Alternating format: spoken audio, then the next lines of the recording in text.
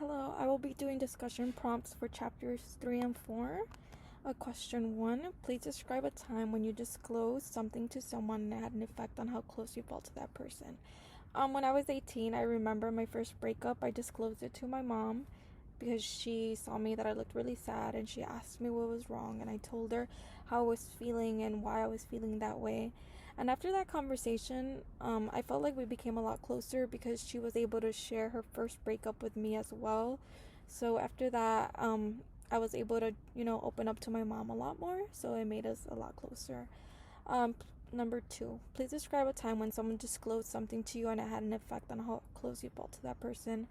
Another example could be my sister. We're 13 years apart. So when she was 10 years old, she had told me that she was getting bullied in school. However, she didn't want me to tell anyone or do anything about it. So she just wanted to share her feelings with me. And at that moment, I knew that I was someone she trusted and I was a safe space for her.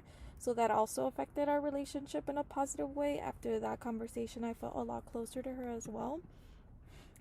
Number 3, please list all areas of the Johari window model of self-disclosure and share one item from each of the areas.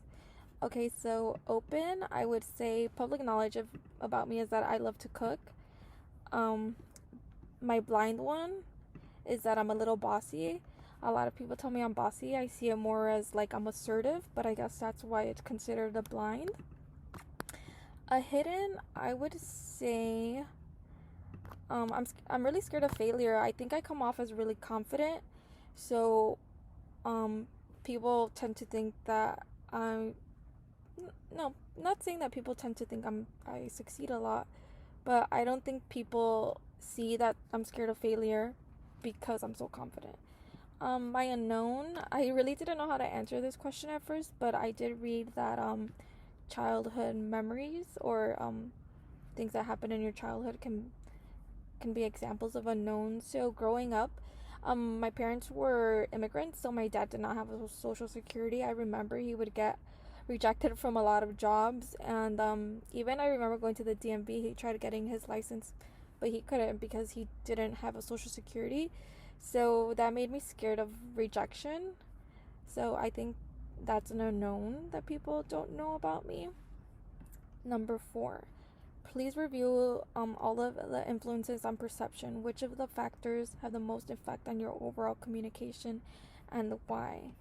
I said definitely the cultural difference, because in my culture, growing up, I grew up in a Latino household, so it tends to a lot. So I speak really fast and really loud sometimes, and I think sometimes other cultures perceive that as rude or rowdy or argumentative, even if I'm like, just having a simple conversation. Sometimes I can talk really fast and loud, but that's just part of my culture.